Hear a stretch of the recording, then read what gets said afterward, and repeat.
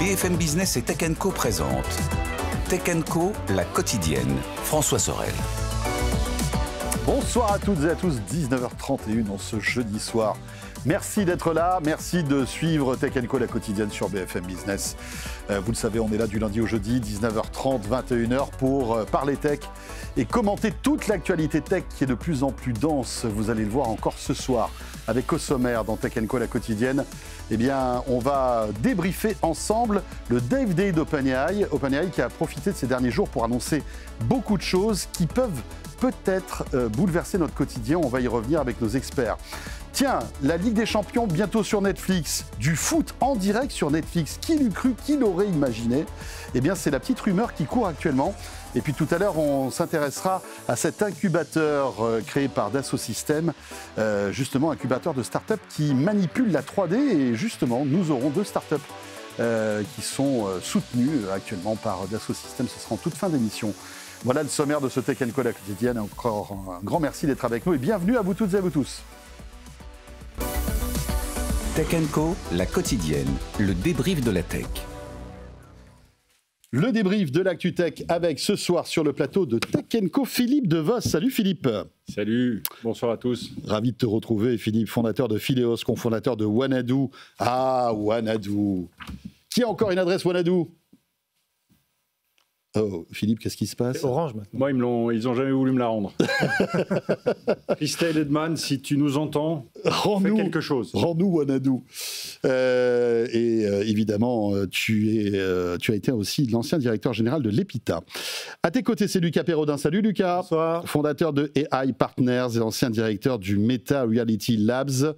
Fin connaisseur de tout ce qui touche à l'IA, de la réalité mixte, AR, VR, etc. etc. Et puis nous avons aussi Jérôme Marin avec nous. Salut Jérôme. Salut François. Fondateur de cafetech.fr, la newsletter que vous devez absolument découvrir tous les matins dans votre boîte aux lettres. Donc n'hésitez pas à vous abonner à cafetech.fr, c'est totalement gratuit. Messieurs, dans l'actualité, on va débuter par le débrief de ces Dev Day d'OpenAI. OpenAI qui n'arrête pas d'annoncer des choses. C'est incroyable, comment dirais-je? On voit qu'il y a un marketing, le rythme et le marketing derrière tout ça. C'est fait de manière totalement... on va dire naturel, et c'est efficace, parce que la plupart du temps, on a un Sam Altman qui est comme ça, dans un petit studio, avec un petit canapé, etc. Il discute et présente des innovations. Parfois, ça ne marche pas, mais ce n'est pas grave. Tout est fait de manière assez naturelle et décontractée, et c'est assez efficace. Et là, pour ce Dev Day, il y a eu énormément de choses importantes qui ont été annoncées. On va essayer de revenir là-dessus, mais peut-être, Lucas, pour commencer... c'est important pour OpenAI d'avoir ces rendez-vous où ils concentrent un maximum d'innovation d'un coup. Ouais, c'est très important et c'est extrêmement important pour qu'ils puissent continuer à être financés. Parce que ce qu'ils annoncent, c'est le coup suivant dans cette course à l'IA. Ce qu'on a vu, par exemple, en janvier, si vous vous rappelez, on a eu ce qu'on appelait le moment DeepSeek. On a un acteur chinois qui a dit, moi, pour un dixième du coût d'OpenAI, je fais un truc qui marche mieux. Donc, la pompe à financement s'est un peu arrêtée d'un coup parce que les autres ont dit, si ta technologie est déjà obsolète, c'est un problème. Et là, ce qu'ils ont annoncé maintenant, ils doivent avoir ce rythme où ils disent, OK, moi, j'ai le coup d'après. C'est ce qu'ils ont fait cette fois. Alors, on va parler des annonces. Mais les annonces, elles sont extrêmement stratégiques en termes de démontrer une capacité de retenir de la valeur dans le temps et donc de continuer à être financé par la tech. Donc oui, c'est important, c'est vital. Et quand on regarde la courbe d'innovation et de changement des modèles, on se dit que les modèles, c'est tellement commoditisé, c'est tellement peu cher qu'il faut qu'ils annoncent autre chose. C'est ce qu'ils ont fait cette semaine. Et ce qu'ils annoncent, Jérôme et Philippe, c'est assez intéressant. C'est carrément un OS, finalement. C'est-à-dire que ChatGPT devient un OS dans lequel des applicatifs vont pouvoir évoluer et être à notre écoute, en quelque sorte. C'est ça, Jérôme? Exactement. Alors, et je pense que déjà, le fait qu'ils aient réuni les développeurs, il faut dire qu'Apple le fait, Google le fait, tout le monde le fait, à peu près Microsoft le fait. Donc, c'est déjà montré qu'ils sont passés à une étape supérieure, l'étape où on construit un écosystème. Et très clairement... Oui, c'est un peu leur WWDC. C'est ça, exactement, voilà. leur I.O., leur choses comme ça. Je pense que si on part du principe que, et c'est ce que dit Sam Altman et ce que disent les startups d'IA, c'est que l'IA va devenir l'interface majeure, le chatbot sera l'interface majeure, on aura des produits, des hardware qui fonctionneront avec l'IA. Et bien si on veut, il faut avoir ça, il faut qu'on ait un écosystème d'applications, qu'on n'ait pas juste un chatbot, qu'on ait des choses qu'on peut faire directement. Donc là, c'est ce qu'ils annoncent où on peut aller commander son Uber. On pourra bientôt aller commander son Uber, on peut acheter des maisons, ce qu'on voit là, à l'écran, on pourra... Et donc finalement, c'est montré... Mais pour qu'on comprenne bien, parce qu'on pourra, ça veut dire quoi? Ça veut dire que dans le langage, enfin dans le chatbot, dans le ChatGPT, dans le ChatGPT, l'application vit dans ChatGPT et que tu n'as plus besoin de sortir de ChatGPT. Pas tout le temps. Par exemple, Spotify, tu peux dire je fais des playlists, mais tu ne peux pas écouter sur ChatGPT. Là, il te renvoie sur Spotify. Oui, c'est-à-dire qu'il n'y a pas un lecteur intégré dans ChatGPT, ça va lancer Spotify. Oui, exactement. Non, en fait, sur Spotify, ils ont annoncé crée-moi des playlists personnalisées sur tel thème. Et là, ChatGPT va créer la playlist et va l'intégrer directement sur Spotify, sur ton application Spotify. Ah oui, donc il va me la transférer sur Spotify. Mais tu ne pourras pas l'écouter sur ChatGPT. Mais par exemple, aujourd'hui, pour l'instant en tout cas, mais d'autres applications où tu peux faire les choses directement sur Canva, on voit à l'écran, ou Figma, ce qu'on voit à l'écran là, tu peux faire directement sur ChatGPT. Ça dépend en fait des applications, parce qu'il y a certaines choses que tu ne peux pas faire sur ChatGPT aujourd'hui. Mais peut-être qu'à terme, effectivement, on pourra tout faire sur ChatGPT. Leur pari, c'est que les gens qui mettront plus de fonctionnalités... Aujourd'hui, juste pour rembobiner un peu, on a une trentaine de % des gens qui n'ont plus le réflexe d'aller chercher sur Google et qui commencent à demander à ChatGPT. La faiblesse de ChatGPT dans cette économie de l'attention, c'est que il me donne j'ai des questions, des réponses, mais à chaque fois que je veux faire quelque chose, je dois ressortir de ChatGPT. C'est ce qu'on appelle une friction dans notre monde de user experience. Et donc là, quand on dit, aujourd'hui, je pourrais demander à Figma de faire un schéma, en disant à ChatGPT de le faire, en lui décrivant ce que je veux, il va être fait à l'intérieur de l'application, et je n'aurai pas à en sortir. Ensuite, je pourrais avoir une conversation avec mes applications. C'est un peu le rêve de ce que tout le monde veut faire. Et donc, pour l'économie de l'attention, ça veut dire que on reste plus longtemps dans l'écosystème ChatGPT. L'attention appartient à OpenAI. Et donc, Google se pose de très, très grosses questions. Et l'autre pari, comme tu disais, effectivement, Spotify, aujourd'hui, on doit sortir. Mais leur pari, c'est que si Deezer te laisse rester dedans, peut-être que toi, à un moment, sortir de ChatGPT, ça va t'embêter parce que c'est un peu l'OS de son life OS, l'OS de ta vie. Et donc, ils vont parier sur cette pression qui va être mise au fur et à mesure sur les applications pour pouvoir mettre plus de fonctionnalités nativement. Et à la fin, ils seront intermédiaires entre les applications et les publics. Ça veut dire que ça va devenir the place to be, finalement. Tout le monde va se battre pour rentrer là-dedans. Ça va devenir the place to be ou the place to die. Parce que... Non, mais parce que... ils sont en train d'essayer... On voit que c'est un monsieur qui écrit des livres, quand même. Ils sont en train d'utiliser... La réalité, c'est qu'ils sont en train d'utiliser le coup phénoménal qu'a joué Sam Altman en offrant l'accès à l'IA à tout le monde, lancement de ChatGPT, qui aujourd'hui a plus d'utilisateurs mensuels, est allé plus vite, a atteint plus vite les 800 millions d'utilisateurs. C'est mensuel ou hebdomadaire, je ne sais jamais. Hebdomadaire. Hebdomadaire, oui, donc c'est dingue. Ils sont allés plus vite que TikTok. C'est la plus grande acquisition d'usages récurrents. Ils sont donc en train d'essayer de se mettre entre l'utilisateur et ce avec quoi l'utilisateur interagit. Que ce soit avec du texte, et que ce soit aussi, n'oublions pas, avec la voix. À partir du moment où on peut... Et donc, on est dans la désintermédiation du support de consultation des apps. Et derrière, on est dans un risque... On est dans l'intermédiation des fournisseurs d'applicatifs. Oui. On met une couche entre eux et les utilisateurs. Ouais. Je disais qu'on est dans la tentative de désintermédier les modes d'interaction actuels, ou en tout cas de se mettre encore en amont, au plus près de l'utilisateur.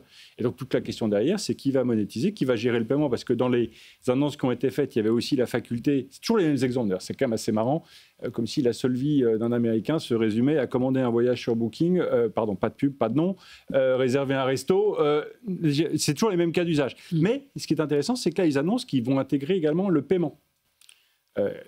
Donc, si vous avez un App Store, comme Apple, par exemple, mais souvenez-vous... Posez des questions. Mais souvenez-vous, qu'est-ce qui s'est passé au début des App Store? On y reviendra peut-être d'ailleurs quand on parlera de l'App Store.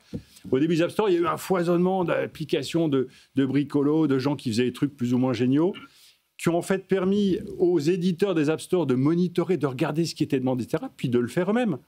Et donc, toutes les petites applis lampe de poche ont disparu le jour où la lampe de poche est arrivée en défaut là-dedans. Et la question, c'est le meilleur moyen d'observer où sont les tendances, où va le client et ce que je peux monétiser, c'est d'être le distributeur. Et ensuite, je lance ma marque distributeur et j'évacue tout le monde. C'est vrai que, par exemple, chercher un vol, travel booking, on peut anticiper que l'application qui va décider, qui va vous montrer, comme Google l'a fait un peu sur Google Travel, aujourd'hui vous tapez une destination, c'est Google qui vous propose de choisir. Ça, on est à quelques semaines, quelques mois, que ce soit nativement dans ChatGPT par exemple.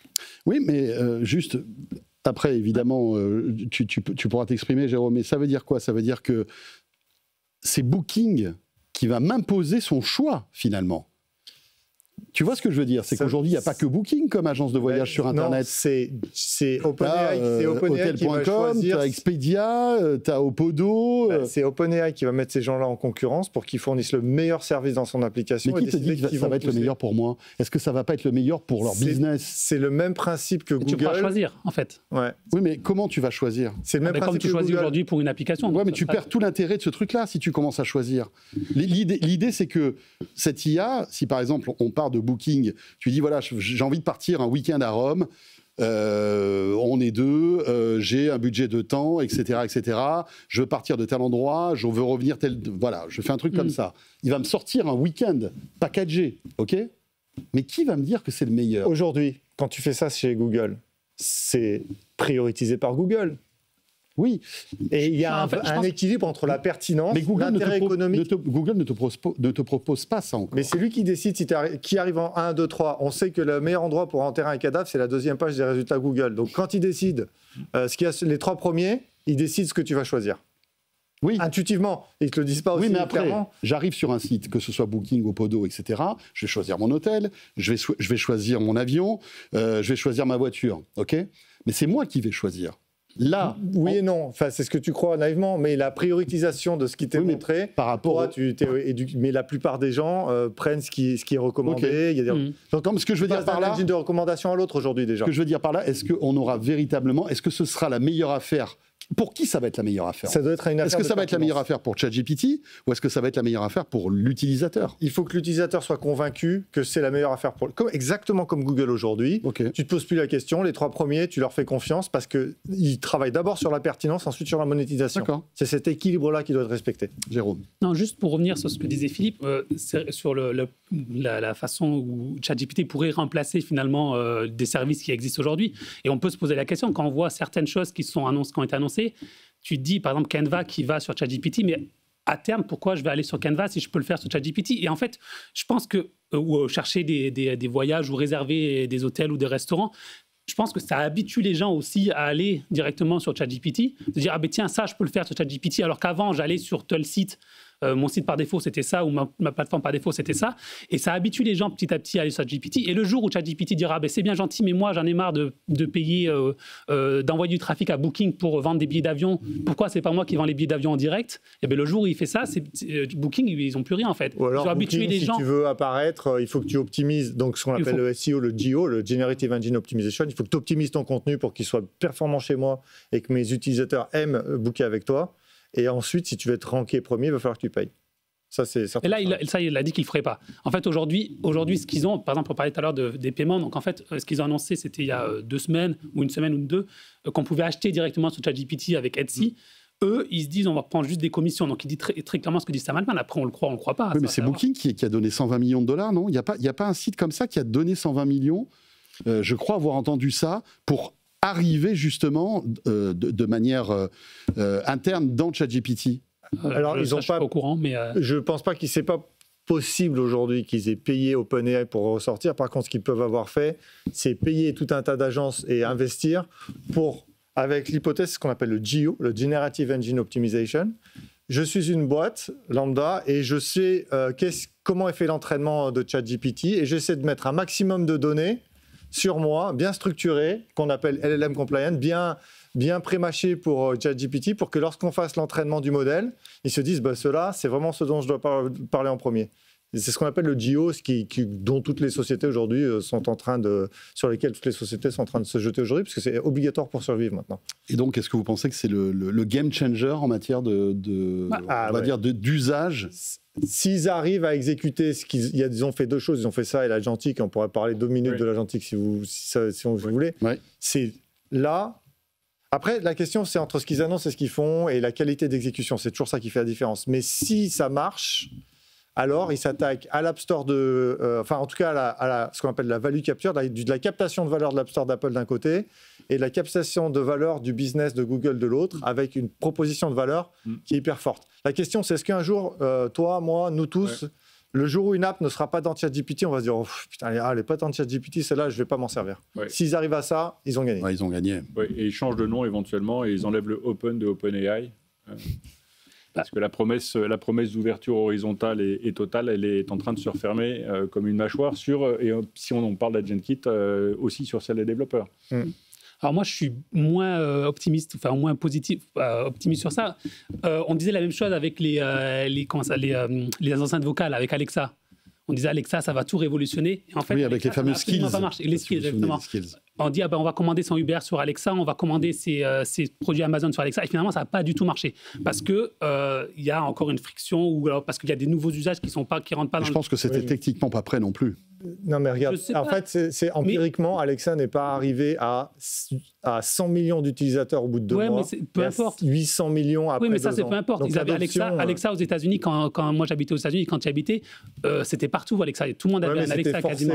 Là, donc je pense qu'il y a encore des habitudes et. Je parlais tout à l'heure, le fait de pouvoir acheter directement sur ChatGPT, ça existe avant. Facebook l'a fait, Instagram l'a fait, mais Pinterest l'a fait, où on peut acheter directement en cliquant directement sur l'application. Et ça n'a pas marché parce qu'aujourd'hui, en tout cas c'est mon avis personnel, mais il y a encore des habitudes, peut-être que ça changera, mais des habitudes qui sont bien. Quand on va acheter quelque chose, on ne va pas cliquer en 2 clics, on veut aller voir plus de photos, on va aller voir des avis, des choses comme ça. Quand on va acheter un billet d'avion, on va peut-être jouer avec les dates ou des choses comme ça. Donc pour l'instant, moi, j'y crois pas trop. Peut-être que les futures générations qui, eux, vont grandir avec ChatGPT, qui sont déjà entièrement sur ChatGPT, basculeront beaucoup plus rapidement. Mais il y a encore des habitudes qui, à mon avis, sont un peu difficiles à changer. C'est vrai qu'il y a une inertie. Et c'est vrai qu'il faut qu'ils exécutent parfaitement leur plan. J'aimerais qu'on parle aussi tout à l'heure de Sora 2 et puis aussi de cette union entre Sam Altman et Jonathan Ive, mais tu voulais parler de l'agentique aussi, parce que pour toi c'est très important. Explique-nous ce que ça va changer aussi. Ce dont on vient de parler pour la grande consommation, c'est je mets mes applications. Aujourd'hui, nous, dans la vie de tous les jours, on utilise des apps et on met ChatGPT entre nous et les apps. Et on crée cet écosystème, on dit que le consommateur va s'en servir. Ce qui est en train de se passer sur la partie business, c'est que tout le monde fabrique des agents aujourd'hui. Un agent de service client parce qu'il est disponible 24 heures sur 24, il parle 20 langues, il a une patience infinie, il répond très bien aux questions. Donc il y a plein d'agents qui sont en train d'être fabriqués dans toutes les entreprises. Le problème qu'ont les gens qui fabriquent des modèles fondamentaux comme Google, comme OpenAI, comme DeepSeek, c'est que ces modèles fondamentaux ils sont commoditisés extrêmement vite. C'est-à-dire que nous, on fabrique des agents, on orchestre ces agents, on appelle ça une couche d'orchestration. On dit, d'abord, tu vas faire ça, ensuite, tu vas aller chercher dans la base de produits, ensuite, tu vas chercher dans la base de clients, tu vas répondre aux clients. Et ce qu'on peut faire, c'est, moi, si je veux passer de DeepSeek à OpenAI, il me faut 24 heures. Donc, ils avaient du mal à retenir les clients entreprises parce qu'en fait, ils sont hyper commodités. C'est un branchement-débranchement. Il te faut combien de temps pour développer un agent Est-ce que ce qu'ils annoncent te raccourcit considérablement? Ouais, mais surtout, ce qu'ils font, c'est qu'en fait, la rétention de valeur, l'inertie pour les entreprises, elle n'est pas dans le modèle, elle est dans la couche d'orchestration. L'endroit où tu designs quelle base de données je vais l'appeler, quel outil pour répondre à mon client quand il appelle à minuit et demi et que je vais lui répondre comme s'il appelait en pleine journée et qu'il a un niveau de service incroyable, il faut que ça, je le décrive quelque part et que je l'orchestre quelque part. Et en fait, ça, c'est très difficile à changer. Les modèles, c'est facile à débrancher, débrancher, c'est de la plomberie. C'est plutôt le mode d'emploi, en fait. Voilà, le mode d'emploi qu'on appelle la couche d'orchestration, elle a une très grande rétention. Et eux, ce qu'ils te disent, je vais te faire un logiciel d'orchestration qui est natif, sur lequel tu peux utiliser que mes modèles. Ok. Et moi, si je commence à fabriquer tous mes agents dessus, Tu vas pas changer après. je peux Tu pas pourras passer pas sur changer. DeepSeek derrière. La rétention de valeur, elle est beaucoup plus forte. Et c'est un mouvement incroyable. C'est extrêmement puissant économiquement. Enfin, on n'imagine pas la valeur économique de ce truc-là si ça marche. Est-ce qu'ils auront le droit de rester comme ça? Parce est-ce qu'on peut faire l'analogie avec un 365 qui imposait Teams en même temps que son Office? On pourra le faire dans 15 ans s'ils ont gagné. Et ils auront gagné. Ok. C'est d'ailleurs assez rigolo parce qu'aujourd'hui, OpenAI on a appris aujourd'hui qu'ils ont envoyé une lettre à Bruxelles pour se plaindre de la position dominante d'Apple, de Google et de Microsoft. Peut-être qu'un jour, c'est eux qui seront de l'autre côté de la barrière. Ouais. En tout cas, ils ont une stratégie pour. Mais tu n'as pas répondu à ma question tout à l'heure, qui était, OK, à supposer que tu acceptes de t'enchaîner et que tu acceptes de ne plus utiliser d'autres modèles, etc., développer une couche d'orchestration en utilisant AgentKit d'OpenAI par rapport au travail que toi tu fais ou que tu sais, enfin que tu connais, c'est un gain. La promesse, c'est quoi? Parce qu'on est toujours en train d'échanger. On a échangé la privacy, notre vie privée pour le confort d'utilisation. Là, tu échanges quoi? Il est sorti il y a 2 jours et il est disponible qu'aux US sur invitation. Donc moi je l'ai vu, mais je ne l'ai pas encore touché. Donc c'est juste la promesse pour l'instant. Mais ce qui est dans la promesse, en gros, pour rentrer dans la technique, c'est que comme ils le font de manière native, pas trop technique, j'entends bien, mais en gros, il y a un certain nombre, quand on fait cette orchestration, il y a ce qu'on appelle des nœuds, donc qui ont des fonctions, et ils ont intégré la fonction de manière beaucoup plus performante avec leur modèle. Donc il fera moins d'erreurs, par exemple, il y aura moins d'hallucinations, la façon de prompter, on pourra mieux voir ce qui s'est passé quand il y a eu un problème, faire tout ce qui est l'analytics, etc. Donc c'est la fiabilité qui promet. C'est ça, et puis eux, ils vont continuer à développer ces fonctions spécialisées. Et nous, nos développeurs à nous, n'auront plus à les faire parce qu'elles viendront packagées déjà. Donc on aura une vitesse d'assemblage des agents qui sera plus rapide. C'est un ça peu va, comme... c'est bon. Ça me fait penser à AWS simplifiant complètement tous les enjeux de l'orchestration du cloud, sauf que Amazon a mis 10 ans, où là, manifestement, il pourrait peut-être y arriver en nettement moins de temps. Moi, ce qui me fait, ce qui est à la fois effrayant et passionnant, c'est qu'on a l'impression, en vous écoutant, que dans quelques années, si la roadmap d'OpenAI se poursuit, ça va devenir un Internet, finalement. Ça va devenir Apple plus Google.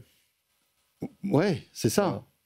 Bon, il y a 5% de chances qu'ils y arrivent, mais il y a, je dirais, 50% de chances qu'ils fassent un tiers de ce qu'ils disent et qu'ils deviennent un mastodonte, quoi qu'il arrive. Je pense qu'il y a un truc qui manque, et donc ça fait une parfaite transition avec le sujet dont je voulais parler tout à l'heure, c'est le hardware, en fait. Il n'y a pas de hardware aujourd'hui. Et Apple, aujourd'hui, leur force, c'est l'iPhone. Si les gens, il y a 1 ou 2 milliards de personnes qui sont enfermées dans l'écosystème Apple, c'est pas parce qu'ils aiment iOS, mais c'est surtout parce qu'ils aiment l'iPhone. Et OpenAI n'a pas ça encore. Donc le jour où ils l'auront, peut-être, mais pas pour l'instant. Ouais, mais tu as ta GPT sur ton iPhone, tu as l'appli. D'accord, mais tu as quand même besoin de ton produit Apple. Oui. Mais alors, ça, je ne comprends pas trop, parce que finalement, est-ce que ce n'est pas plus intéressant pour OpenAI d'être sur tous les devices par une appli sur laquelle tu peux accéder à tous les services? Tu vois, sur l'appli de ChatGPT, je pourrais lancer mon Spotify, je pourrais commander mon Uber et commander mes plats emportés, tu vois, de la même manière. Oui, la distribution se fait... En fait, c'est le cheval de Troie. Tu utilises la distribution d'Apple pour mettre ton application dans les mains de le plus d'utilisateurs possible. Et à un moment, tu as tellement d'utilisateurs que la balance du pouvoir se retourne et que tu commences à dire aux fabricants de hardware, moi, ton hardware, ce serait bien qu'il marche comme ça, comme ça, comme ça, que mon app, elle soit préinstallée, que ton Siri, tu l'oublies et que tu mettes le mien à ma place. Et c'est cette bataille-là qui va... Alors, ils vont essayer de faire du hardware aussi. Mais bon, je vous rappelle que Google donne 20 milliards de dollars chaque année à Apple. Peut-être que demain, ça ne sera plus Google, ça sera à ce moment-là OpenAI. C'est possible. Juste pour répondre à ta question, je pense que l'idée d'OpenAI, c'est très bien d'être sur l'iPhone. Et la plupart des gens qui ont un iPhone utilisent ChatGPT. Le problème, c'est que quand tu es sur un iPhone, tu as des applications. Et donc, si tu vas acheter les choses sur ton iPhone, c'est Apple qui prend une commission. Si demain, le hardware, c'est OpenAI qui le maîtrise, parce que sur un téléphone ou autre chose, ça sera certainement pas un téléphone, et que OpenAI dit, si vous voulez vendre sur mon hardware, vous devez me payer une commission, mais c'est eux qui prennent la commission, c'est plus Apple. Donc là, la valeur, il capte plus de valeur. Ça, c'est certain qu'ils vont essayer, mais il va se passer quelque chose d'autre entre-temps. Admettons qu'ils aient du succès et que nous, on se dise, moi, sur mon iPhone, j'ai 99% du temps, si je peux passer par ChatGPT, c'est ce que je veux faire. J'ai plus envie d'aller scroller mes apps, chercher, les ouvrir, et puis avoir une expérience utilisateur différente par app. Je veux dire, lance ma musique, qu'est-ce que je cuisine ce soir, commande-moi Uber, je suis là, je vais aller là-bas. Commande-moi une bière, réserve le week-end, et je ne ferai plus que ça. Apple, aujourd'hui, ils ont un business hardware, ils ont un business App Store où ils prennent des commissions. Les publishers d'applications, les éditeurs, les éditeurs d'applications, ils ne vont pas pouvoir payer 30% à Apple et 30% à OpenAI. Mais c'est ce qui va se passer. Donc le gâteau, ils vont se mettre tous les deux sur le gâteau et il va y avoir un jeu de pouvoir là-dedans. Il va y avoir une pression sur Apple, encore plus que ce qu'ils ont aujourd'hui. En plus, aujourd'hui, ils sont obligés d'ouvrir leur store. Ou si OpenAI a la couche d'intermédiation, ils vont pouvoir mettre de la pression. Donc avant qu'ils aient le... C'est pas possible sur l'iOS en tout cas. C'est pas possible parce qu'Apple ne veut pas. Oui, mais Apple ne voudra jamais. Alors, si Apple ne veut pas, la question, c'est quel est le pouvoir d'OpenAI de faire migrer des utilisateurs ? Je pense que le pouvoir d'OpenAI pour faire migrer des utilisateurs d'iPhone, il est assez faible finalement. Aujourd'hui. Je pense qu'il sera toujours. Sauf la qualité du produit. Non, mais je veux dire, si on dit que tu n'as que Siri, tu disais, OK, pendant 6 mois, tu n'as que Siri. Mais jamais ChatGPT ne sera plus sur Apple. Il serait fou de le faire. Tout est possible. Mais en tout cas, c'est intéressant. Ça ouvre des... On n'a pas de réponse à ces questions. Là, on est dans un mouvement tectonique. Là. Ouais, c'est ça. Le coup de billard à je ne sais pas combien de bandes, Philippe. C'est dingue. Grosse disruption. Ouais. Mais et puis c'est plusieurs coups de billard sur plusieurs tables de billard dans plusieurs saloons à la fois. C'est ça. Tout ça pour espérer que les financements continuent. On est dans une course qui est assez délirante. Mais avec, encore une fois, je pense, ce qui a changé par rapport à ce qu'on connaissait il y a 10 ou 15 ans, c'est que la maturité des écosystèmes, notamment de développeurs, elle a beaucoup grandi et que les développeurs vont regarder, mais vont faire très, très attention à l'intermédiation ou à la désintermédiation qui va les concerner. Donc, il y a ça. Et il y a la productivité. Alors, l'AI a aussi fait que la productivité des développeurs, la friction de développer une app, elle est plus faible. Donc, il y a plus de gens qui sont capables de faire des apps aujourd'hui. Un lycéen bien informé, il peut faire une app à résonance mondiale. Là, on est dans ce qui est, moi, je trouve génial en ce moment, c'est que les grands équilibres sont en train de se rejouer. Et chaque jour, on est surpris. Parce qu'on se disait, DeepSeek, OpenAI, il n'y en a plus. Eh ben non, ça continue. Bon, ben voilà ce qu'on pouvait dire. Alors, il y avait plein d'autres sujets liés au DVD, mais l'heure tourne. Il nous reste encore une demi-heure de débrief. J'aimerais qu'on passe à autre chose. Mais pour vous montrer un petit peu la richesse et l'impact que ça va avoir un petit peu sur toute la tech et puis surtout sur notre quotidien. C'est ça qui est fou. Philippe, Lucas et Jérôme, petite pause. On revient. On va parler de l'Alt Store. Attention, pas l'App Store, l'Alt Store, qui est un store alternatif justement chez Apple. On parlait un peu de ce sujet, on va y revenir. Et puis, on parlera de la bourde de Deloitte, si ça vous dit. Parce que ça a été quand même une sacrée bourde, cette histoire-là. Vous allez voir, c'est quand même assez savoureux. A tout de suite, c'est Tech & Co, la quotidienne. Tech & Co, la quotidienne sur BFM Business. Tech & Co, la quotidienne, le débrief de la tech. Voilà, 20h de le retour de Tech & Co, la quotidienne sur BFM Business. Un grand merci de nous suivre chaque soir, que ce soit à la radio ou à la télé, en replay ou en podcast.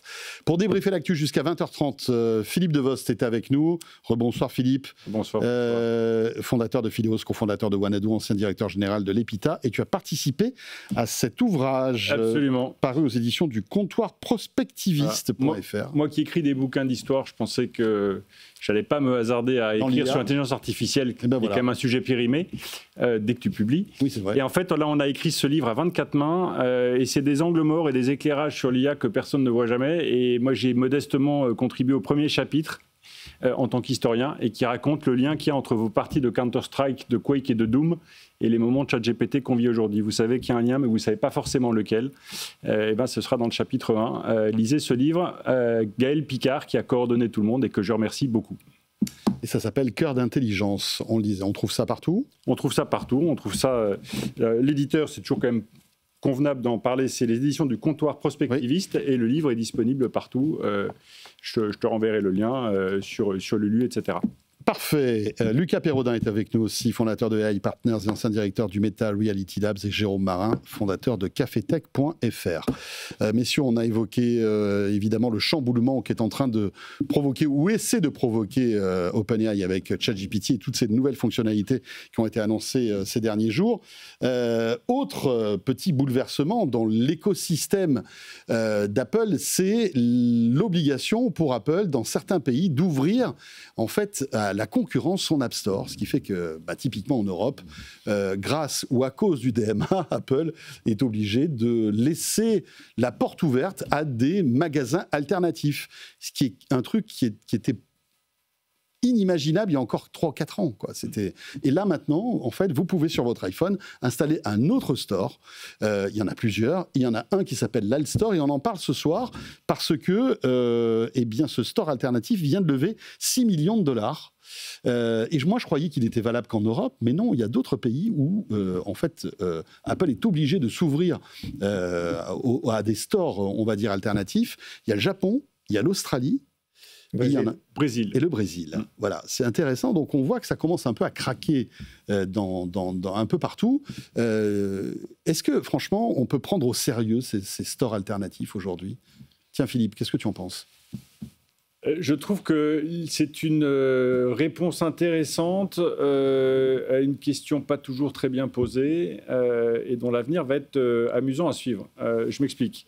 Au début de l'écosystème Apple, les apps, l'App Store n'apparaît qu'un an après le lancement de l'iPhone et assez vite, des éditeurs de logiciels, des développeurs essayent de craquer, de rentrer, de remettre de la liberté. Ils n'y arrivent pas. On a tous connu quand même la grande époque où on pouvait essayer de pawner son téléphone, d'installer des trucs. C'était rock'n'roll. C'était comme les débuts de l'Internet. Bon, là, c'est redevenu très sage.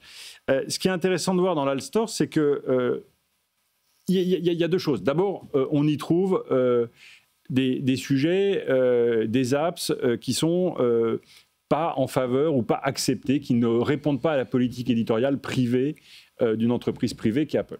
OK. Deux exemples. Fortnite, par exemple, d'Epic, oui, mais qui est sur l'App Store. HotTub. Alors, oui, mais parce qu'on se souvient que Epic et Apple s'étaient combattus de manière très violente concernant Fortnite. Oui, mais tu as aussi des choses qui soit été refusées par Apple pour des raisons techniques, je pense notamment aux machines virtuelles, qui sont maintenant acceptées par Apple parce que cette ouverture, donc c'est là on voit le bénéfice de laisser de la liberté, c'est qu'ils ont fini par admettre que faire rentrer des machines virtuelles dans leur distribution dans l'App Store d'Apple, ils n'avaient pas le choix. Il y a d'autres contenus, encore une fois, il y a du porn, qui sont les contenus qui ont tiré Internet au début aussi. Ce qui est totalement interdit dans l'App Store, le contenu pornographique, alors même si, il y a des... Il y a eu des petits coups de canif. La question, c'est que jusqu'ici, la police était faite par un privé.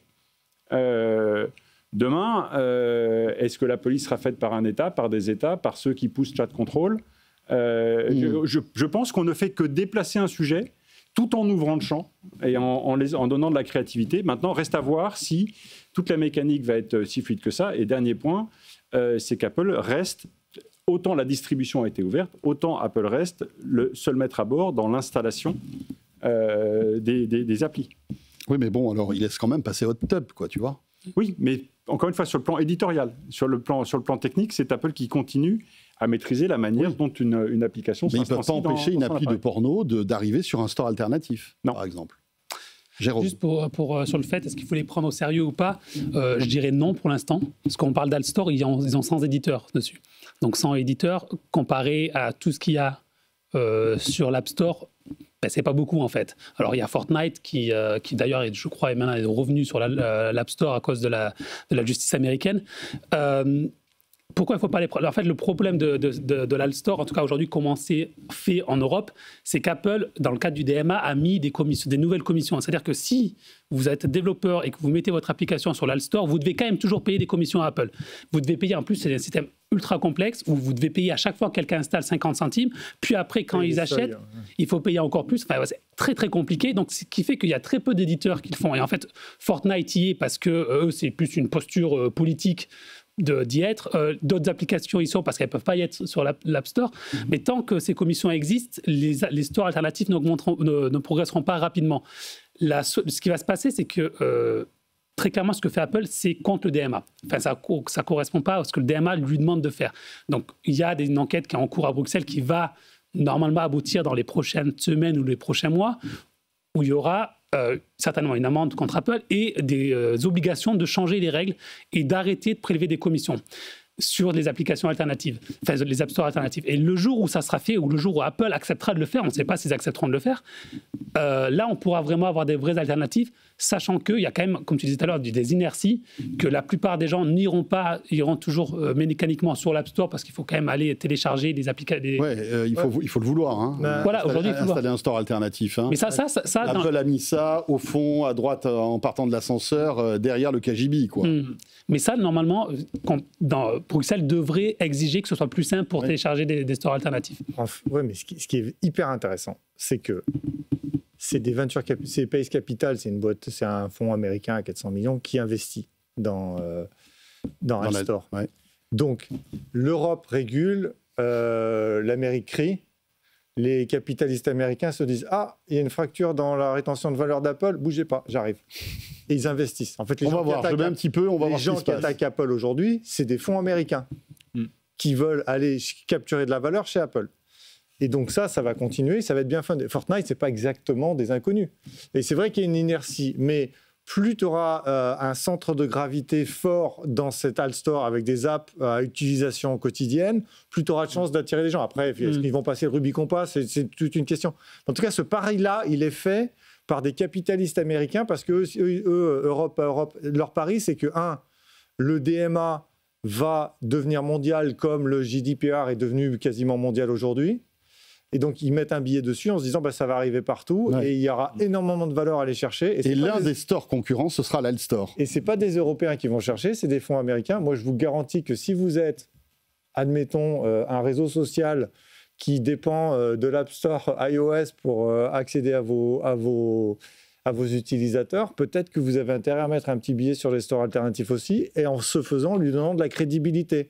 Et en ayant les avocats qui vont voir Bruxelles en disant « Attention, moi je suis plus au fond à gauche, maintenant il faut que je sois juste à côté du leur. Et ça ne doit pas me coûter tant. » Donc la force d'investissement qui est derrière cette brèche-là, elle est gigantesque. Donc je ne sais pas s'ils vont gagner, Apple sont très forts pour se défendre, mais ce n'est pas des bricoleurs, ce n'est pas le temps de l'Internet où on mettait il y a des gros enjeux derrière. Après, les stores alternatifs, ça existe déjà sur Android. Si vous achetez un Samsung, vous avez le Play Store de Google et puis vous avez le Samsung, je ne sais plus comment il s'appelle, l'App Store de Samsung.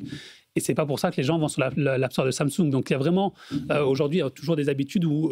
parce qu'il y a plus d'applications. Il n'y a pas le même conflit d'intérêt. Il y a un gros conflit d'intérêt avec Apple et le reste de la tech qui fait que le reste de la tech a intérêt. Je ne dis pas que ça va marcher, mais en tout cas, ils vont essayer de saboter s'ils le peuvent. Ils ont tout intérêt à le faire. Maintenant, il faut quand même.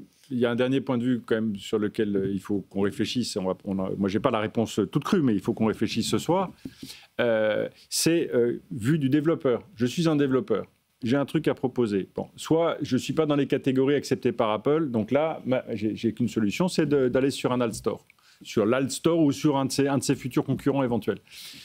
Maintenant, j'ai une appli qui peut aller, qui est acceptée dans les deux. Est-ce que l'Alt Store, c'est juste la poubelle de ce que voulait pas Apple, quelle que soit la manière dont on définisse le mot poubelle, sans jugement de valeur, ou est-ce que l'Alt Store, c'est une autre manière de découvrir des trucs, peut-être plus bricolés, peut-être... voilà.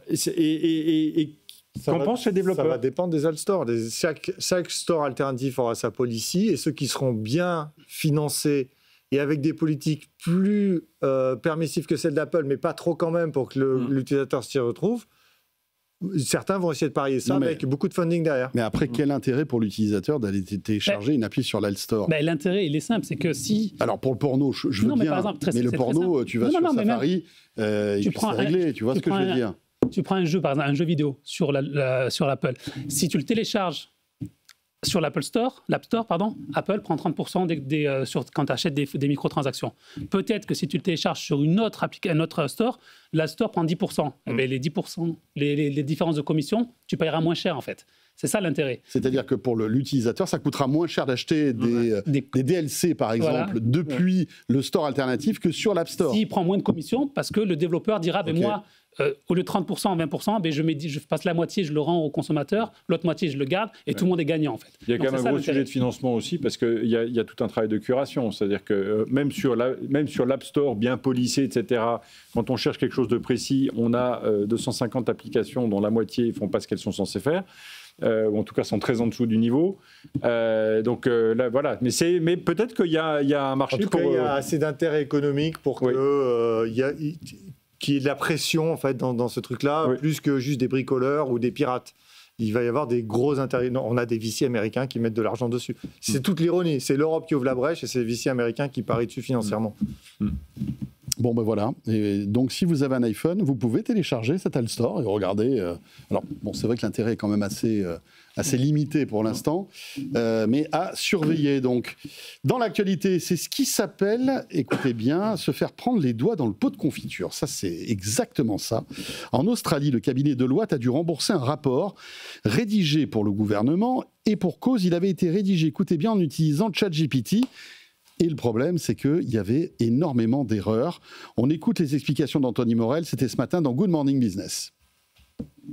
Utiliser ChatGPT pour bosser à sa place, c'est pas que les étudiants qui ont la flemme de faire leurs devoirs, ça se passe aussi dans les cabinets de conseil les plus prestigieux et qui facturent leurs prestations en général très cher. Là, en l'occurrence, on parle d'un rapport facturé 250 000 € quand même au gouvernement australien, au ministère de l'Emploi, rapport de 237 pages d'analyse de la conformité du système d'aide sociale, australien. Donc voilà, on est sur un sujet sérieux, un sujet très très pointu. Ce rapport, il a été publié en ligne au mois de juillet. Et c'est là qu'un chercheur de l'université de Sydney va avoir l'idée saugrenue de lire le rapport. C'est peut-être la seule personne au monde à l'avoir lu, mais lui, il l'a lu et il se trouve que c'est son domaine d'expertise, c'est sa spécialité.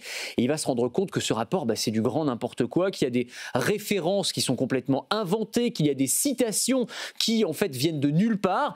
Bref, il se rend compte que ce rapport est truffé d'erreurs, tout simplement. Et là, le soupçon se porte très vite sur l'intelligence artificielle et sa fâcheuse tendance à halluciner, c'est-à-dire à inventer des éléments de réponse lorsqu'elle n'a pas la réponse à la question qu'on lui pose. Et c'est effectivement ce qui s'est passé, c'est-à-dire que les rédacteurs du rapport ont utilisé ChatGPT.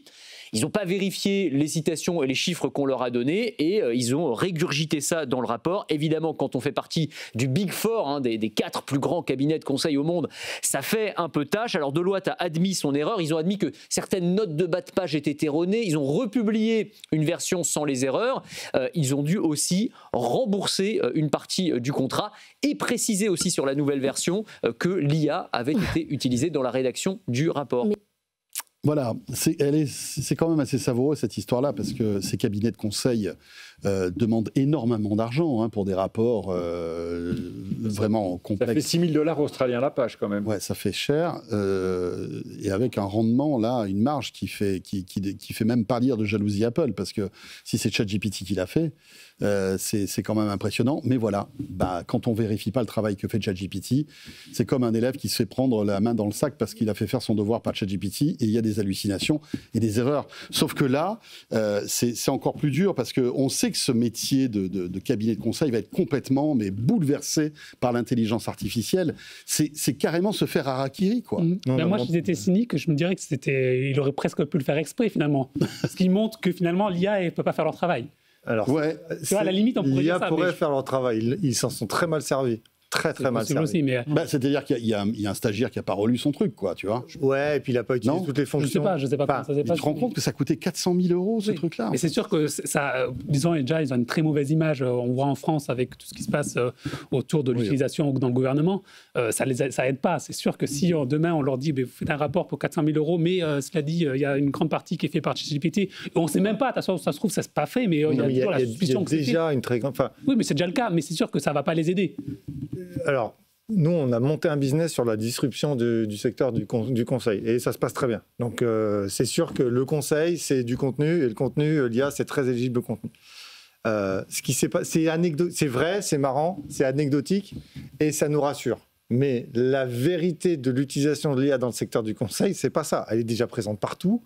Là, elle a été mal utilisée, c'est-à-dire qu'ils ont effectivement probablement fait un prompt et puis pris le copier-coller. Non, mais regarde, le truc, c'est que, comme le disait très justement Anthony, c'est qu'en fait, il y a un gars qui s'est dit, tiens, je vais le lire, parce que ça m'intéresse. Ouais. Combien de personnes, combien de rapports déjà, ça, c'est un autre problème. Parce qu'on pouvait avoir des vrais consultants incompétents qui donnaient des rapports nuls avant, ça n'est personnalisé non plus. Donc ça c'est un autre problème. Est-ce que les rapports sont justifiés, les gens les lisent, est-ce qu'ils ont une utilité? C'est un autre problème. Comment est fait la sauce? Ça, c'est... Et il y a des phases, on sait très bien, il y a des règles quand on fabrique des choses avec l'IA. S'il y a beaucoup d'enjeux, il y a de la supervision humaine. tout le temps, partout. On doit utiliser des techniques de ce qu'on appelle deep research avec des liens dans les sources, vérification des sources. On met une IA contre l'autre pour qu'elle vérifie ce qu'a fait l'autre. On fait ça, on appelle ça LLM as a judge. On fait des choses qui assemblent du contenu comme ça. Et on a une autre IA qui regarde et qui dit va voir si elle a raconté des bêtises. Et avec ça, on élimine 97% des problèmes. Ah oui. Donc ça a été non seulement mal fait, ils n'ont pas dit, ça a été mal fait. Mais il ne faut pas se leurrer, c'est anecdotique et il y a déjà de l'IA partout, dans tout ce que vous achetez, dans le marketing, dans le conseil, etc. C'est déjà le cas. Mais pour moi, la question, elle est ailleurs. Elle est déjà en amont. C'est comment est-ce qu'un gouvernement ose encore aujourd'hui commander un rapport de 200 pages pour un montant pareil Ça, c'est une question indépendante de l'IA. C'est la bonne question. Voilà, parce que ça a toujours été comme ça. La deuxième question, c'est qui le lit. C'est qui le lit et effectivement, comme un jour, c'est des IA qui vont lire ce qu'écrivent les IA, on a un autre sujet. Mais moi, surtout, ce qui me frappe, c'est que cette date, elle marque probablement d'une pierre blanche. C'est le premier scandale, même si tu as raison, un micro-truc. Mais là, ça saute à la tête de tout le monde que dans les Big Four, il y a des gens qui font. On va aller chercher. Qui font un travail qui est bizarre. Ces histoires, elles. Ça veut dire que c'est anecdotique. Enfin, je vous rappelle que Accenture a supprimé 11 000 postes la semaine dernière parce qu'ils savent très bien. Ils ont commencé à mettre de l'agentique partout chez eux. Et donc l'histoire, elle est en marche. Enfin, ça va 11 000 postes à Accenture la semaine dernière. Et attendez-vous dans le conseil à en voir partout. Mais effectivement, il va y avoir des conseils. Donc il va y avoir ça. Il va y avoir ça. Ça veut dire que les Big Four ils vont être pressés de revoir leur processus de contrôle qualité. Et ça veut dire que la obligation de transparence sur le taux d'usage de l'IA, machin, dans les livrables.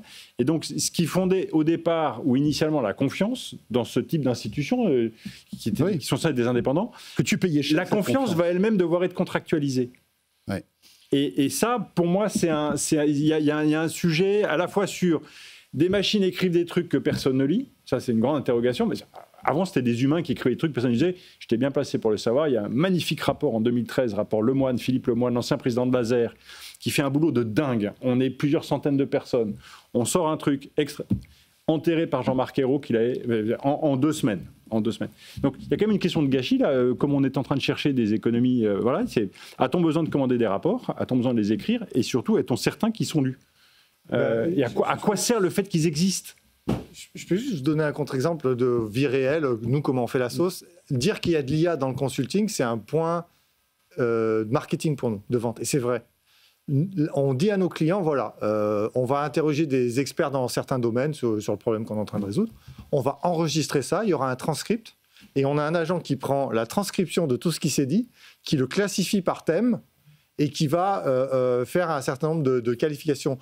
Niveau de complexité, niveau d'éligibilité à l'automatisation par l'IA, quel modèle on pourra utiliser, etc. Donc, le key selling point, je ne sais pas comment on dit ça, enfin, le point clé de vente. L'argument de vente majeur. L'argument de vente majeur, c'est de dire, à partir de la première seconde, de la première minute, il y aura de l'IA dans notre relation avec vous. Et l'IA, elle va faire 30%, 40% du job, mais à la fin, c'est des humains qui supervisent.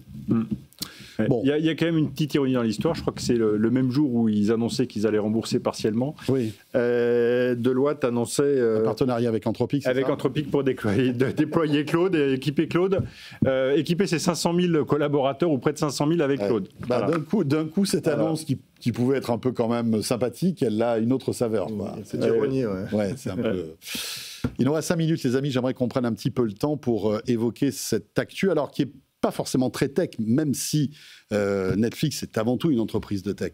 Il y a énormément d'intelligence artificielle, les recommandations, la maîtrise des réseaux, des débits. Enfin, c'est une boîte purement tech, en fait, au départ, Netflix. Ce qui est intéressant, et je voulais qu'on en parle ce soir, c'est que Netflix est en train, petit à petit, de s'ouvrir à des contenus dont elle s'interdisait en fait l'existence. C'est en fait le direct. Il y a de plus en plus de direct sur Netflix. Et ce qui est intéressant, c'est que là, on évoque en fait, c'est une rumeur, hein, mais que Netflix pourrait mettre beaucoup d'argent, on évoque même 5 milliards pour que, en fait, il s'offre la Ligue des Champions. Et c'est dingue parce que on se doutait bien que ça allait arriver un jour. On voit qu'Apple a craqué déjà le truc. Il dépense beaucoup d'argent, des milliards dans le foot américain. Même le foot, le soccer américain, qui est moins populaire, mais qui malgré tout engrange de l'audience. Amazon, pareil. En Angleterre, on a de la Champions League sur Amazon Prime. Champions League sur Amazon Prime. En France, il y a Roland Garros, entre autres. Et puis, il y avait la Ligue 1 l'année dernière, qui n'a pas été un énorme succès. Donc là, Netflix, Ligue des Champions, vous pensez que c'est plausible cette histoire ou pas? Juste pour préciser, c'est pas toute la Ligue des Champions que ça c'est un match. Ce serait un match par semaine ou par jour, on ne sait pas trop exactement. Donc ça serait entre 8 et 10 affiches dans l'année. Donc moi, je pense que c'est plausible. Et en fait, ce qu'a très bien fait l'UEFA, c'est qu'ils ont fait un lot mondial. Et donc, on sait que, par exemple, tu parlais d'Apple, quand ils ont acheté le soccer, la MLS, c'est les droits mondiaux. Donc, ces entreprises veulent des droits mondiaux, ou en tout cas des droits qui ne sont pas que dans un seul pays, parce qu'ils peuvent les marketer, ils peuvent communiquer dessus plus facilement. Si c'est partout ailleurs, Netflix peut faire de la communication sur la Ligue des Champions partout dans le monde, et pas juste en France ou en Allemagne. Donc ça, c'est très bien fait de la part de l'UEFA. Et puis surtout, c'est qu'ils vendent qu'un seul match.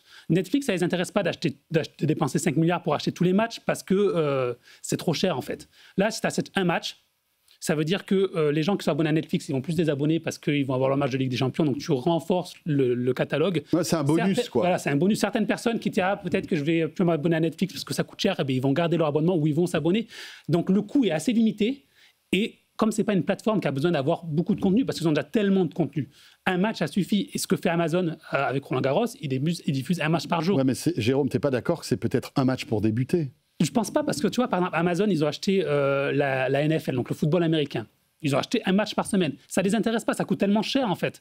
Ils n'ont pas besoin d'avoir autant de matchs. Parce que c'est pas parce que ça coûterait beaucoup trop cher. À la limite, si tu dépenses 5 milliards pour acheter toute la Ligue des Champions, il faut que tu aies un abonnement en plus. Et c'est pas l'idée. L'idée, c'est d'avoir une brique en plus. Oui. Tu ajoutes un peu de contenu qui te coûte pas trop cher. Ça coûte cher, mais pas trop cher non plus. Donc, moi, je pense que la UEFA a très bien fait et ça m'étonnerait pas que ce soit Amazon, enfin que ce soit Netflix, Amazon, Apple, Disney+, aussi commence à diffuser. Ils diffusent la Ligue des Champions féminine cette année en Europe. Donc voilà, très clairement, il y a un mouvement vers le sport en direct qui était... pourquoi le sport en direct? Parce que le sport... Alors, je parle beaucoup aux États-Unis parce que c'est un peu le marché qui intéresse le plus ces entreprises. Aux États-Unis, le sport, c'est ce qui reste pour la télévision. Les gens regardent plus la télévision que pour le sport. Tous les programmes qui sont à côté, ils sont très peu regardés. Ce qui est un peu différent en France, qu'on a moins bougé vers le streaming en France qu'aux États-Unis, parce que aux États-Unis, la télé est extrêmement chère. Et puis, en fait, il n'y a que le sport qui se mérite d'être regardé en direct, à part l'info. Voilà. Oui, mais... Il y a l'info et les chaînes de sport. Exact, ouais, c'est vrai. Et donc, du coup, il y a des programmes entre les pubs aux États-Unis aussi. Il faut savoir que c'est très difficile de regarder la télévision. Des programmes entre les pubs ou des pubs entre les programmes? Il y a des programmes entre les pubs, j'ai dit comme je le pensais. Il y a 20 minutes par heure, je crois, de pub. Tout le temps de la pub. Et juste un dernier point, ça me fait penser à ça, c'est que pourquoi aussi Netflix veut faire ça, c'est que ce qu'ils ont fait, par exemple, avec le football américain, ils vont diffuser des matchs à Noël, le football américain aux États-Unis, il y a des pubs partout. Même si tu payes, il y a de la publicité.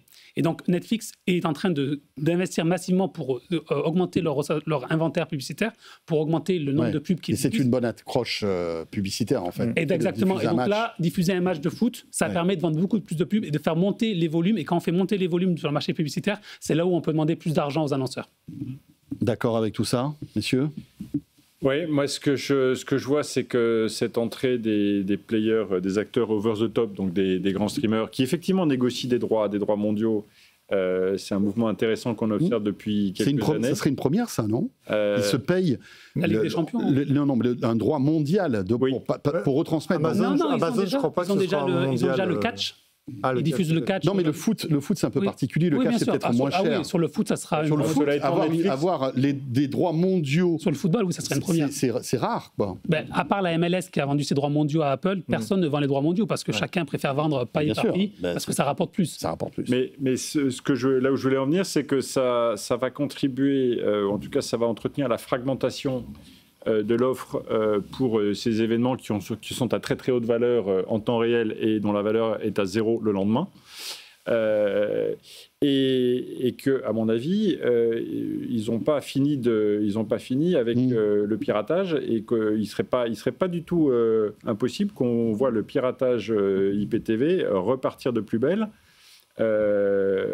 dans différents endroits, tout simplement parce que, mis bout à bout, si on veut regarder tous les matchs... La fragmentation de l'offre fait que le cumul mensuel de tout ce à quoi il faudrait que tu sois abonné pour voir ce que tu veux voir va allègrement dépasser les 60-70 € par mois. Les Américains, ils appellent ça la fatigue du portefeuille. Voilà. La wallet fatigue. Et le problème de la fatigue du portefeuille, c'est qu'aujourd'hui, tu as des offres illégales pour un dixième de ce prix. Et que personne ne s'en émeut, mais qu'elles sont en train... Canal et tous ces... Elles sont en train... Oui, mais elles sont quand même en train de tuer à petit feu les droits en direct et les droits culturels, parce qu'aujourd'hui, quand tu as Voilà, tu peux faire du flux et du stock, et je pense que le sujet n'a pas fini d'être traité. Voilà, peut-être du foot sur Netflix. On verra bien. Ça sera le mot de la fin de ce débrief. Merci beaucoup, Jérôme. Merci, François. Jérôme Marin, que vous pouvez retrouver dans cafetech.fr. Et n'hésitez pas à vous abonner à sa newsletter quotidienne, vous ne le regretterez pas. En plus, c'est totalement gratuit. Exactement. Merci à toi, Philippe. Merci, François. Donc, fondateur de Phileos, cofondateur de Wanadu et ancien directeur général de l'EPITA. Et Lucas, merci à toi. Merci, François. Lucas Perrodin, fondateur de AI Partners et ancien directeur du Meta Reality Labs. Vous restez avec nous. Tech & Co, la quotidienne, revient dans un instant. On a encore une demi-heure à passer ensemble. Après le Tech Flash, on s'intéressera à cette initiative signée Dassault Systèmes d'incuber des startups spécialisées dans la 3D. Et on en aura deux avec nous sur notre plateau. Vous restez avec nous. À tout de suite. Tech & Co, la quotidienne sur BFM Business. Tech & Co, la quotidienne, Tech Flash. Voilà, 20h34 sur BFM Business. Merci d'être avec nous à la radio, à la télé, ou en replay, ou en podcast. Et avant de parler de 3D avec nos invités, comme chaque soir, il est temps de retrouver le best-of de l'actu tech du jour. C'est le Tech Flash, et c'est avec Léa Benaïm. Bonsoir Léa. Bonsoir François, et bonsoir à tous. Parce que tu es un best-of. Je suis un best-of. C'est ça. C'est le best-of de l'actualité. Justement, XAI s'apprête à lever 20 milliards de dollars, dont 2 milliards proviennent de Nvidia. Un montage financier inédit. Cet argent va servir à acheter des processeurs directement aux géants américains. Ces puces serviront à alimenter Colossus 2, un méga centre de données dont la construction a déjà commencé dans le Tennessee. Également, dans l'actualité, les États-Unis s'en prennent désormais à ASML. Washington reproche aux géants européens d'avoir continué à vendre à la Chine ces machines pour fabriquer les puces, et ce malgré les sanctions américaines. Ces restrictions visent à limiter la vente de certaines technologies sensibles à Pékin, et quelques pays alliés comme les Pays-Bas, où est situé le siège d'ASML, ont accepté ces règles sous la pression de Washington. Et puis la direction le Texas, où Apple est désormais contraint de vérifier l'âge de ses utilisateurs. Et oui, à compter du 1er janvier, les nouveaux utilisateurs devront confirmer s'ils ont plus de 18 ans pour créer un compte sur l'App Store. Les mineurs devront être intégrés à un groupe familial et obtenir pour chaque téléchargement l'autorisation d'un parent. Cette loi ouvre clairement la boîte de Pandore. Si cela est possible au Texas, la mesure pourrait être étendue à d'autres États américains, voire au monde entier. Et puis, bonne nouvelle, nos smartphones deviennent de plus en plus fiables et réparables. C'est ce que révèle le baromètre Fnac Darty publié aujourd'hui et qui évalue la durabilité de nos appareils. Sur le podium, Apple et ses iPhones restent en tête, suivis par Honor, Samsung, Xiaomi, Motorola et enfin Google. Un point positif, seuls 35% des achats se font suite à une panne, ce qui montre que les consommateurs prolongent davantage la vie de leurs appareils avant de les remplacer. Et enfin, la Chine teste des robots dopés à l'IA capables d'aller sur la Lune. Des robots chiens, plus précisément, destinés à explorer les tunnels de lave et autres souterrains du satellite. Des zones extrêmement hostiles où il fait plus de 300 degrés. Pékin espère ainsi préparer l'arrivée d'astronautes humains sur la Lune d'ici 2030 et confirmer ses ambitions spatiales face à la concurrence américaine. Et pour finir, je vous donne rendez-vous demain à midi pour un nouvel épisode de quoi je me mêle avec toi, François. Oui, merci. Et cette semaine, on débriefe de la keynote d'OpenAI et des dernières informations sur le mystérieux appareil IA développé par Sam Altman et Jony Ive. Une émission que vous pouvez retrouver en replay et en podcast sur toutes les plateformes. Et on écoute un extrait. Moi, c'est vraiment un des projets qui m'enthousiasme le plus parce que on a l'impression qu'ils veulent inventer. Alors, on verra ce que ça donne. Peut-être que ce sera un flop monumental. Un gros pétard mouillé. Un gros pétard mouillé, peut-être. Mais qu'ils veulent inventer l'après-smartphone. C'est même pas le smartphone du futur, en fait. C'est de dire... Les smartphones, ça convient plus à l'ère de l'intelligence artificielle, on peut faire mieux. Et c'est vrai qu'en tant qu'utilisateur, peut-être que vous qui nous écoutez, qui nous regardez, vous dites qu'est-ce qu'on peut faire de mieux ? C'est un peu l'alpha et l'oméga de la tech. On oublie qu'il y a 15 ans, on n'en avait pas et que peut-être dans 15 ans, on n'en aura pas non plus. Ce sera peut-être remplacé par quelque chose d'autre. Mark Zuckerberg imagine que ce sera les lunettes. Peut-être qu'on pourra tout faire, projeter des écrans devant soi, parler avec la voix, interagir avec les gestes. Et ça semble être une piste sérieuse. C'est une piste sérieuse parmi d'autres. Et il y a une autre piste qui est en ce moment explorée par Johnny Ive et Sam Altman, c'est de concevoir une famille d'objets, alors qui sont assez mystérieux pour l'instant. On n'a pas énormément d'informations. J'allais dire, c'est un peu le schmilblick de Coluche, tu sais, c'est le schmilblick. Est-ce qu'il tient dans la main ? Oui, alors apparemment, c'est un appareil qui tiendra dans la main, ça on le sait. Voilà, retrouvez De quoi je me mêle dès demain, donc en avant-première, dès midi sur la chaîne YouTube de Tech & Co et puis aussi en podcast audio. 20h38, il est temps d'aller jeter un œil du côté de la rédaction de Tech & Co comme chaque soir. Tech & Co, la quotidienne, la chronique techandco.com. Avec Sylvain Trinel qui nous a rejoint. Salut Sylvain. Bonsoir François. Journaliste donc à la rédaction de Tech & Co. Et ce soir, on va parler télécom, car en cette fin d'année, Sosh frappe un grand coup avec un nouveau forfait, monsieur. Et oui, si vous prévoyez de partir en vacances pendant la Toussaint ou les fêtes de fin d'année, moi j'en prends la semaine prochaine, j'ai très hâte. Et justement, je vais peut-être m'abonner. Vous êtes un peu blanc.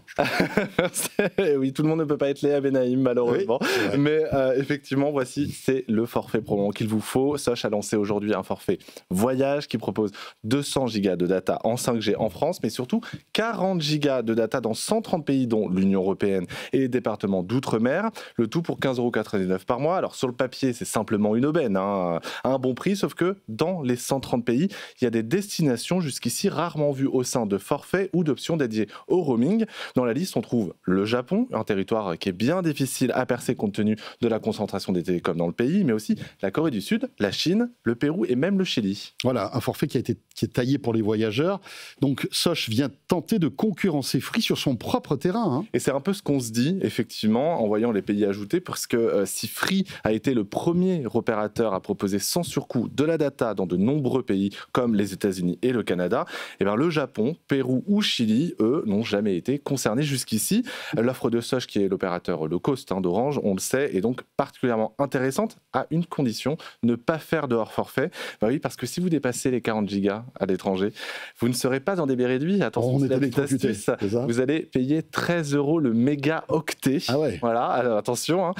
Autant dire qu'il va falloir être très prudent. Pour autant, c'est à ce jour le meilleur forfait pour voyager à travers le monde. Même Orange ne fait pas mieux. Pour trouver un équivalent à l'offre de Sosh, avec de la 5G+, évidemment, il faut débourser 45 € par mois chez l'opérateur historique. Autant dire que le choix est plutôt vite fait. Ouais, on voit qu'il y a une vraie concurrence des prix et une guerre des tarifs. Très bien sur le roaming. En ce moment, sur les opérateurs, c'est cool.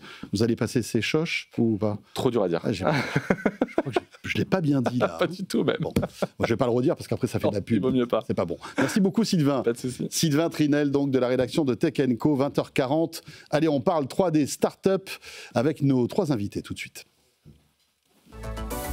Tech & Co, la quotidienne, les invités. Voilà, 20h40, on va évoquer cette initiative signée Dassault Systèmes qui, en fait, incite les startups françaises à se lancer dans la 3D. Et on va en parler avec nos invités pour terminer ce Tech & Co en ce jeudi soir. Frédéric Vacher est avec nous. Bonsoir Frédéric. Bonsoir François. Vous êtes le directeur de l'innovation chez Dassault Systèmes et fondateur donc du 3D Experience Lab que vous allez nous décrire dans un instant. Et puis, vous êtes venu avec 2 startups qu'on va découvrir ce soir. Estelle Villedieu de Torcy est avec nous. Bonsoir Estelle. Bonsoir. Vous êtes cofondatrice et CTO de Beams. Là aussi, vous allez tout nous dire dans un instant. Et Andrea Vitti est avec nous aussi ce soir. Bonsoir Andrea. Bonsoir. Vous êtes CTO de Xsun. Avec vous, on va parler eh bien, de drones solaires. Et Beams, pour vous donner juste un petit teasing, vous mettez en place des solutions intelligentes pour améliorer le traitement du cancer, justement. Le point commun de tout cela, c'est la 3D. Frédéric, expliquez-nous déjà, bon, dans l'écosystème Dassault Systèmes qui est énorme, que représente en fait ce 3D Experience Lab? Alors, Dassault Systèmes, pour rappeler, on virtualise tout ce qu'il y a autour de nous, les avions, les voitures, à travers nos clients. Donc, c'est à peu près 400 000 clients industriels quand même dans 140 pays et sur 11 industries. L'ambition du 3D Experience Lab que j'ai créé il y a 10 ans exactement, parce qu'on fête nos 10 ans, c'est d'accompagner des jeunes pousses qui peuvent changer les choses. Avec un impact positif sur la société. On a de gros défis devant nous et l'idée, c'est de mettre les moyens en mode collaboration, c'est-à-dire avec d'autres partenaires industriels qui peuvent être nos clients, pour les aider dans leur réalisation, c'est-à-dire passer de l'idée à un produit. Très souvent, les startups, notamment en deep tech, arrivent à prototyper, arrivent à faire des slides pour lever des fonds. Oui. Mais quand il arrive l'étape d'industrialisation, puis la mise sur le marché, c'est-à-dire pour un équipement médical, c'est la certification, ça peut être les tests cliniques, c'est extrêmement compliqué, très peu y arrivent. L'avantage aussi d'Aerosystem, c'est pas que fournir du logiciel et des plateformes dans le cloud pour le jumeau virtuel, qui est le vrai sujet. On leur fournit sur un temps long, entre 2 et 5 ans, mais c'est aussi fournir des experts qui vont les aider à utiliser correctement et rapidement, et les connecter au tissu industriel. Puisque notre présence nous permet d'être une plateforme non seulement dans le cloud, souveraine, numérique, mais aussi physique, couvrant à peu près tous les lieux de la planète et ayant du coup des relations avec ces industriels à tout niveau.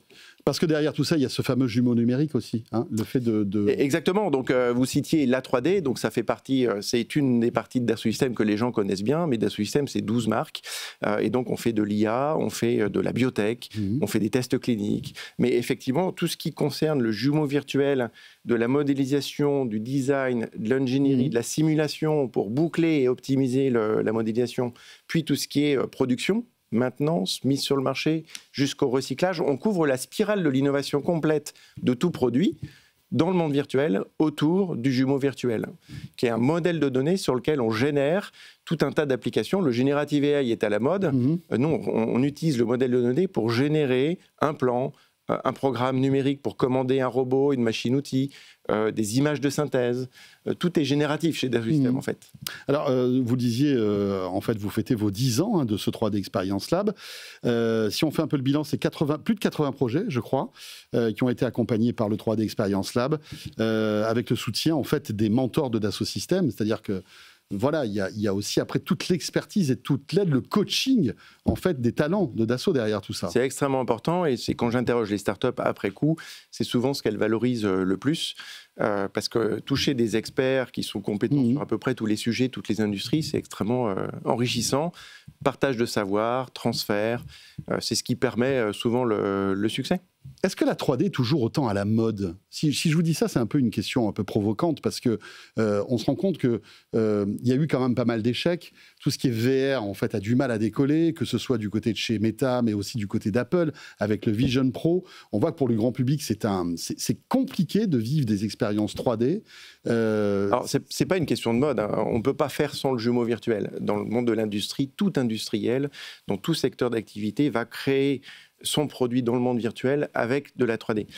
Ensuite, il y a comment on la vit cette 3D vit l'expérience de la 3D. C'est ça, c'est quoi ? Et donc, les casques de réalité virtuelle, c'est souvent le haut de gamme. C'est toujours très important et intéressant pour les professionnels, pour faire des revues de design, des revues d'ergonomie. Tous les constructeurs de voitures utilisent la réalité virtuelle pour anticiper et préparer les voitures de demain dans les mondes virtuels. Mais par exemple, je prends l'exemple d'HoloLens de Microsoft qui a été, voilà, on en a parlé pendant des années, et puis finalement, Microsoft a jeté le projet à la poubelle. Complètement, parce que pour le grand public, ça reste compliqué. Et même effectivement avec l'Apple Vision Pro. Le HoloLens, c'était vraiment pour les pros. Hein. C'est vrai, mais donc du coup, il y a l'immersion 3D et la 3D. La 3D, c'est une représentation virtuelle de quelque chose dans un modèle de données que vous pouvez voir sur un écran. La plupart des ingénieurs travaillent sur des écrans ou en mode immersif avec des casques. Et les usages sont différents. Et du reste, souvent, avec les casques, on va faire des sessions d'une demi-heure parce que c'est des sessions de travail. Je vous donne un exemple. Un compagnon qui doit intervenir dans un cœur de réacteur nucléaire, il va répéter ses gestes parce que c'est extrêmement dangereux dans un monde virtuel. Donc, il y a des scénarios où c'est extrêmement important. Le scénario grand public, effectivement, est pas encore là. Quoique, avec ce qu'on lance au 3D Experience Lab, le lab devient virtuel et accessible à tous, puisqu'il est maintenant de notre smartphone, je crois. Exactement. Il y a une app 3D Experience Lab dans l'Apple Store. Vous pouvez, avec de la réalité augmentée, qui elle est complètement disponible aujourd'hui sur n'importe quelle tablette iPhone, vous allez pouvoir remplir le monde qui existe autour de vous et l'augmenter de jumeaux virtuels. Et donc, vous allez du coup découvrir tous les projets du 3D Experience Lab, accompagnés par le 3D Experience Lab, dans un monde virtuel autour de vous. Et si vous avez un Apple Vision Pro, si vous êtes le chanceux, vous allez le vivre en immersion totale. Si on est chanceux et riche. Et si vous voulez, sur notre site web, on vient de lancer cette semaine un monde virtuel que vous voyez à l'écran, dans lequel vous pouvez naviguer. Alors, ce qui est intéressant, c'est que vous êtes venu avec deux startups que vous accompagnez, en quelque sorte. Il s'agit donc de Beams. On va peut-être commencer justement par Beams avec vous, donc Estelle Villedieu de Torcy. Vous en êtes la cofondatrice et la CTO. Présentez-nous ce que vous faites justement dans le domaine de la médecine.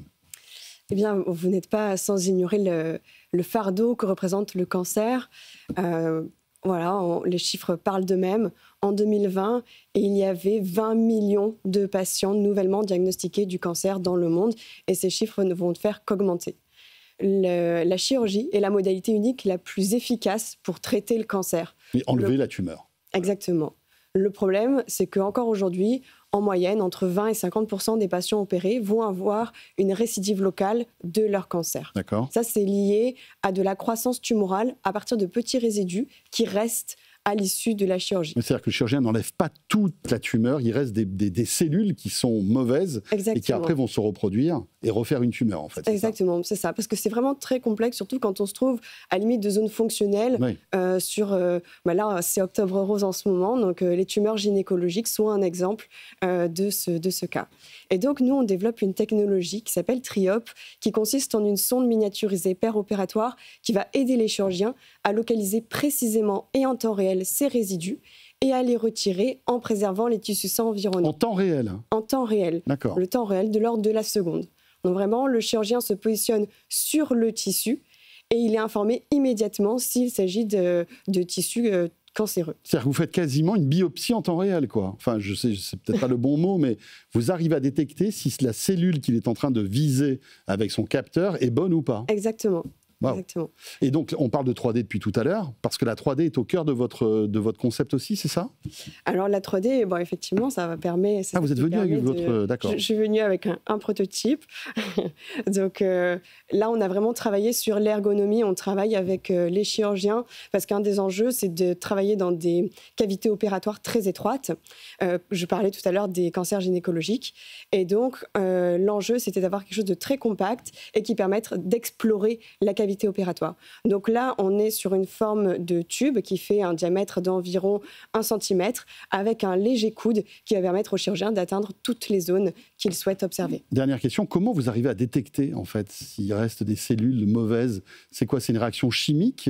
Comment ça marche? C'est une réaction de physique nucléaire. Donc, on injecte un radiotraceur, un médicament qui se fixe sur les cellules tumorales et qui va émettre des particules. Et ces particules, on les détecte. Et c'est ça qui nous permet de distinguer est-ce que le tissu est sain ou tumoral. Et tout ça en temps réel. Et tout ça en temps réel. Bravo, vous restez avec nous, bien évidemment, Estelle. Andrea Vitti, donc CTO de Ixon. Alors là, on est sur carrément autre chose. Vous concevez des drones solaires. Oui, tout à fait. Notre mission, c'est de pousser la décarbonisation de l'aviation. Donc, on fait des drones solaires électriques. Ça veut dire qu'il n'y a pas de pollution, zéro CO2. Ce sont des drones, sont des petits avions, moi je dirais. Ce sont des drones avec 5 mètres d'envergure. Avec des ailes, donc. Double aile. Voilà. On va dire 4 ailes, vulgairement dit 4 ailes. C'est pour... Comme la voiture, quoi. Exactement. C'est pour beaucoup de raisons, mais surtout pour avoir de la surface pour les rayons solaires.